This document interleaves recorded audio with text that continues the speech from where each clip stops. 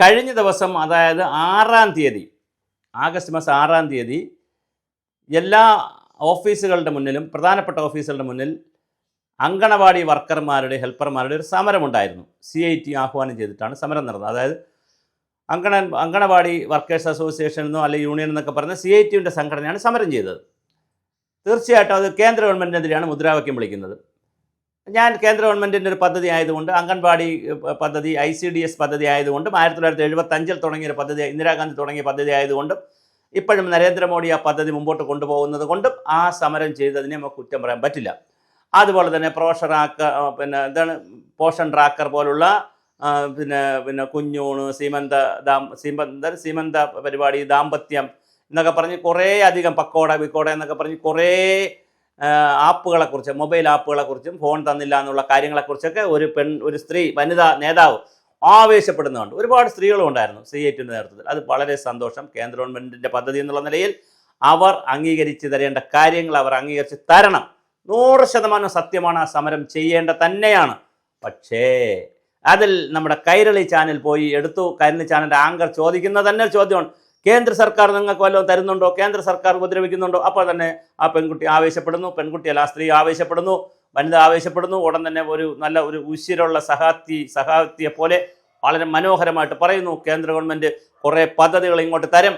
ഒരു പന്ന മൊബൈൽ ഫോണാണ് തന്നിരിക്കുന്നത്, പണ്ട് 4000 രൂപയ്ക്ക് മൊബൈൽ ഫോൺ തന്നു, അത് വെച്ചുകൊണ്ട് ഇതൊന്നും ചെയ്യാൻ പറ്റില്ല, ഞങ്ങൾക്ക് ടച്ച് ഫോണില്ല, വലിയ പരാതികൾ പറഞ്ഞു. എല്ലാ പരാതികളും അത് കഴിഞ്ഞിട്ട് CITയുടെ സംസ്ഥാന വൈസ് പ്രസിഡന്റ് ആണെന്ന് തോന്നുന്നു, എന്തായാലും സംസ്ഥാന ഭാരവാഹി ഒരു VP ഹർഷകുമാറാണ് അത് ഉദ്ഘാടനം ചെയ്തത്. അദ്ദേഹവും മൈക്ക് എടുത്തുകൊണ്ട് തന്നെ മോഡിക്ക് കുറേ തെറി പറയുന്നു, മോഡിയെ പള്ളു പറയുന്നു, കേന്ദ്ര ഗവൺമെൻറ്റിനെ പള്ളു പറയുന്നു, തൊഴിലാളികളുടെ അംഗീകാരം എല്ലാം പറയുന്നു. വളരെ സന്തോഷം. First part is okay. നാടകത്തിൻ്റെ, സിനിമയുടെ, സീരിയലിൻ്റെ 1-ാം പാർട്ട് ഓക്കെ. അതിന് നിങ്ങളോടൊപ്പം സുഭാഷിതം ചാനലും ഉണ്ട്. കേന്ദ്ര ഗവൺമെൻറ് സ്കീമായതിനാൽ അവർ തന്നെയാണ് പലതും ചെയ്യേണ്ടത്. എന്നാൽ നിങ്ങൾ പ്രിയപ്പെട്ട ഹർഷകുമാർ സഖാവേ, പ്രിയപ്പെട്ട സംസാരിച്ച പെൺകുട്ടികളാകുന്ന സഖാക്കളെ, നിങ്ങൾ ഒരു കാര്യം കൂടെ പറഞ്ഞില്ലല്ലോ. അതോടൊപ്പം വളരെ സ്നേഹത്തിൽ നിങ്ങൾ പറയാത്തെന്താ? നിങ്ങൾ മോഡിയെ പറയുമ്പോൾ എതിർത്ത് പറഞ്ഞോളൂ, പക്ഷെ സ്നേഹത്തിൽ നിങ്ങൾ പറയാത്തെന്താ? ഇവിടെ 300ഓളം പേർ പെൻഷൻ പറ്റി കിടക്കുന്നു. അവർക്ക് CDPO ICDS ഓഫീസർമാരുടെ അബദ്ധങ്ങൾ കൊണ്ട് അവർക്ക് പെൻഷൻ കിട്ടുന്നില്ല. ഈ ഫയൽ സെക്രട്ടേറിയറ്റിലെ ഫിനാൻസ് ഡിപ്പാർട്ട്മെൻറ്റിൽ കിടക്കുന്നു. അതൊന്ന് പൊക്കിവിടാൻ ഈ ഹർഷകുമാറെ, ഇനിയെങ്കിലും സഹാബെ പോയി ഒന്ന് നമ്മുടെ സെക്രട്ടേറിയറ്റിൽ ബാലഗോപാൽ സാറിനെ ഒന്ന് കണ്ട് ആ ഫയൽ ഒന്ന് പൊക്കണം. അതിൻ്റെ ഫയൽ നമ്പർ CITയുടെ തന്നെ നേതാവായിട്ടുള്ള അംഗൻവാടി വെൽഫെയർ ക്ഷേമനിധി ബോർഡിൻ്റെ ചെയർപേഴ്സൺ, അവർ CITയുടെ നേതാവ് കൂടിയാണ്. അവരുടെ കയ്യിൽ കാണും ആ ഫയൽ നമ്പർ.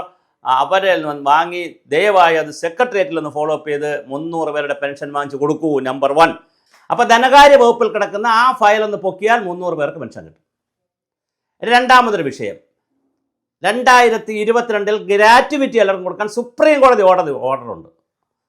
ഈ സമരത്തിന് പോയ സഖാക്കളും യൂണിയൻകാരും അതിൽ പങ്കെടുത്ത സ്ത്രീകളും വനിതകളും എല്ലാവരും മനസ്സിലാക്കണം, 2022 അംഗൻവാടിക്കാർക്ക് ഗ്രാറ്റുവിറ്റി കൊടുക്കാനുള്ള ഒരു ഫയലുണ്ട്.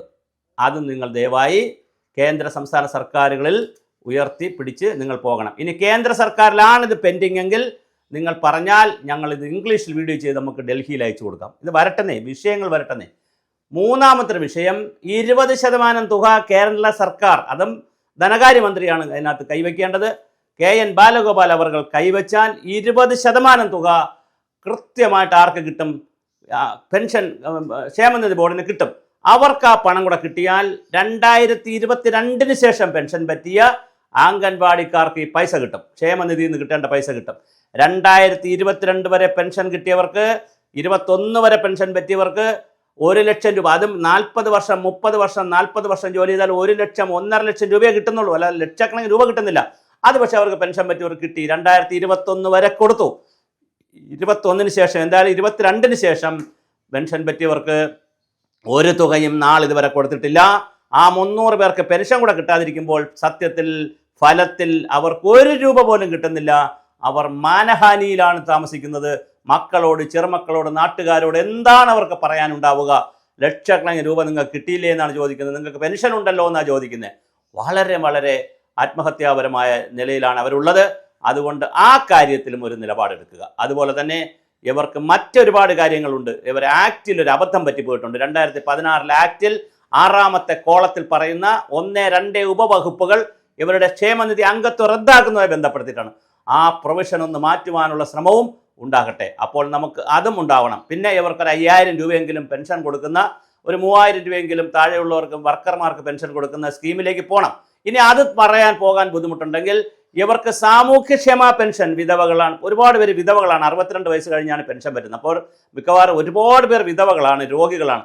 മറ്റ് സാമൂഹ്യക്ഷേമ പെൻഷനുകൾ കൂടി അവർക്ക് വാങ്ങാനുള്ളൊരു അവകാശം കൊടുക്കുക, അതും സർക്കാരിലേക്ക് അടുത്തത്. അപ്പം ഞാൻ ചുരുക്കി പറയുന്നു, 2500 രൂപ പെൻഷൻ കിട്ടുന്നവർക്ക്, 1000 രൂപ പെൻഷൻ കിട്ടുന്നവർക്ക് വീണ്ടും സാമൂഹ്യക്ഷേമ പെൻഷനും കൂടി കിട്ടാനുള്ളൊരു അവകാശം ഉണ്ടാക്കി ഒരു 5000 3000 ആക്കി, അല്ലെങ്കിൽ 4000 ആക്കി കൊടുക്കുന്ന രീതിയിൽ വർക്കർക്കും ഹെൽപ്പർക്കും കിട്ടുന്ന രീതിയിലുള്ള ഒരു പാക്കേജ് ഉണ്ടാക്കി കൊടുക്കുക.